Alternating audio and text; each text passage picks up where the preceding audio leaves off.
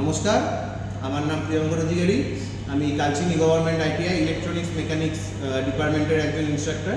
তো আজকে আমরা আমাদের ইলেকট্রনিক্স মেকানিক্স ল্যাবে একটি প্র্যাকটিক্যাল পারফর্ম করে দেখাবো, যা ইলেকট্রনিক্স মেকানিক্স ডিপার্টমেন্টের অর্থাৎ আইটিআইতে যে ইমেক ডিপার্টমেন্ট রয়েছে তার সেকেন্ড ইয়ারের যে পাঠক্রম রয়েছে তার পাঠক্রমের একটি অন্তর্ভুক্ত একটি বিষয় মাইক্রোপ্রসেসর এবং মাইক্রোকন্ট্রোলার। তো আমাদের কাছে এই মুহূর্তে রয়েছে 8051 মাইক্রোপ্রসেসর।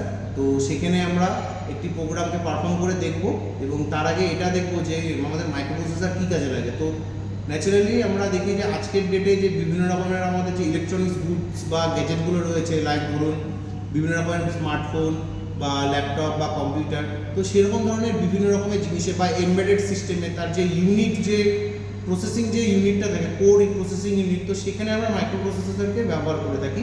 তো এটি হলো তারই একটি নিদর্শন, একটি 8051 মাইক্রোপ্রসেসর। তো এখানে আমরা কিভাবে একটি মেমোরিকে স্টোর করব, তো সেটাই আমরা আজকে আমাদের প্র্যাকটিক্যালের মাধ্যমে দেখব। তো প্রথমে আমরা যখনই মাইক্রোপ্রসেসরে যে কোনো প্রোগ্রামকে আমরা সেট করি বা রান করি, তো তার জন্য তার একটি অ্যাড্রেস বার থাকে এবং তার সাথে সাথে কিছু আমরা হেক্স কোড বা অপকোড আমরা সেখানে ইনপুট দিয়ে থাকি এবং সেটিকে একটি নির্দিষ্ট একটি প্রসিডিওরের মাধ্যমে আমরা যখন পারফর্ম করি তার ফলে আমরা একটি আউটপুট পাই। তো এখন আমরা দেখে নেব যে কীভাবে রান করতে হবে। সামনে ক্যামেরা। ঠিক আছে, প্রথমেই আমরা দেখে নিচ্ছি, ধরুন এখানে একটা যে কোনো একটি কোড রয়েছে, তার মধ্যে যে বাদিকের যে জিনিসগুলো রয়েছে, ধরুন যে 3000, 3002, 3004, 3005 করে লেখা, সেগুলি হলো যে কোনো একটি কোডের অ্যাড্রেস বার। এবং তার পাশে যে সংখ্যাগুলি রয়েছে, ধরুন 78, 05, 79, 04, এগুলি হচ্ছে সেই কোডটির হেক্স কোড বা অপ কোড।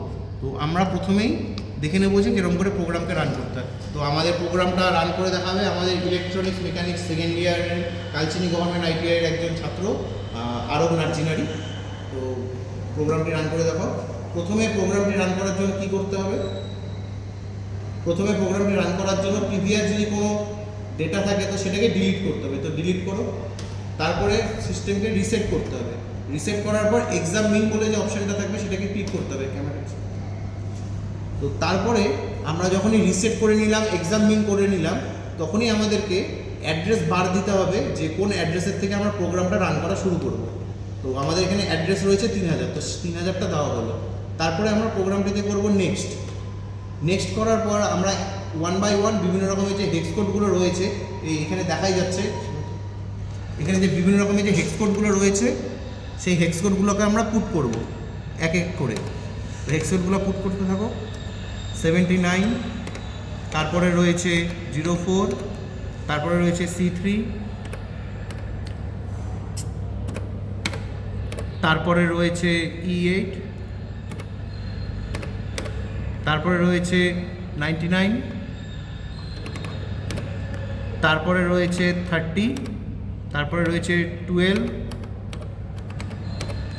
তারপরে রয়েছে F0, তারপরে রয়েছে 80, তারপরে রয়েছে FE। তো এতদূর করার পরে আমাদের প্রোগ্রামটা রান করা হয়ে গেল। এবার আমরা করব হচ্ছে প্রোগ্রামটিকে আমরা সেভ করব। তো সেভ করার জন্য আমাদেরকে প্রথমে করতে হবে নেক্সট, তারপরে করতে হবে রিসেট, তারপরে করতে হবে গো। এবার এটা করার পরে আমরা প্রোগ্রামটা যেখান থেকে লেখা শুরু করেছিলাম, অর্থাৎ যেই অ্যাড্রেসের থেকে আমরা লেখাটা শুরু করেছিলাম, যেরকম এখানে রয়েছে 3000, তো সেটা আমরা ইনপুট দেব। তো তারপরে আবার আমরা করব ফিল প্রোগ্রামটা রান করার জন্য, তারপরে করব রিসেট, তারপরে করব এক্সাম মিন। তো এটা করার পরে আমাদের যে অ্যাড্রেস বারে, অর্থাৎ এখানে 3012তে আমরা যদি প্রোগ্রামটার যে আউটপুটটা দেখতে চাই, তো যেই অ্যাড্রেসে দেখতে চাই সেই অ্যাড্রেসটা এখানে ইনপুট করতে হবে। তো অ্যাড্রেসটা রয়েছে 3012। এবার সেটা করে ফাইনালি নেক্সট করলে পরে আমাদের একটি অ্যান্সার চলে আসবে। ঠিক আছে, তো এই যে দেখতে পাচ্ছেন, এই যে আমাদের এখানে যে অ্যান্সারটা চলে আসছে এবং অ্যান্সারটা আসার পরে দেখুন এই যে এখানে যে বই রয়েছে, বইয়ের সাথে মিলিয়ে যে 01 সেটি রয়েছে। তো ঠিক আছে, তো এটি হলো আমাদের অ্যান্সার। ঠিক আছে, এবার এরকম করে একটা প্রোগ্রাম হয়ে গেল। প্রোগ্রামটা রান করার পরে আমাদের আউটপুট চলে আসলো। তো আবার এই সিস্টেমটিকে আমরা যদি নতুন করে রান করতে চাই, তাহলে আবার আমরা প্রিভিয়াস যে প্রোগ্রামটা সেটাকে ডিলিট করব। ডিলিট করে আবার রিসেট করে নিলে পরে আমরা আবার আগের প্রসিডিওর মতন করে আমরা একটা প্রোগ্রামকে রান করতে পারবো। তো আশা করি ভিডিওটির মাধ্যমে আপনারা বুঝতে পারছেন যে ভিডিওটিতে কিভাবে একটা মাইক্রোপ্রসেসরকে রান করানো হয়, সেখানে কিভাবে প্রোগ্রামকে কোন অ্যাড্রেসে সেট করা হয়, হেক্স কোডকে যেরকম করে অপারেট করতে হয়, অ্যাকর্ডিং টু হেক্স কোড দিয়ে আমরা বিভিন্ন রকমভাবে যে প্রোগ্রামটা রান করার পরে আউটপুট কীরকম করে কোথায় চেক করতে হয়, তো এই ভিডিওটির মাধ্যমে সেই সম্পূর্ণ বিষয়টি পুঙ্খানুপুঙ্খভাবে বোঝানো রয়েছে।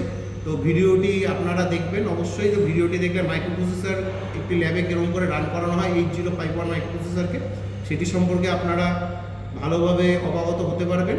তো যদি ভিডিওটি ভালো লেগে থাকে তাহলে ভিডিওটিকে অবশ্যই লাইক কমেন্ট শেয়ার করবেন এবং চ্যানেলটিকে সাবস্ক্রাইব করবেন। তো আজকের ভিডিওটি এতটুকুই, ধন্যবাদ।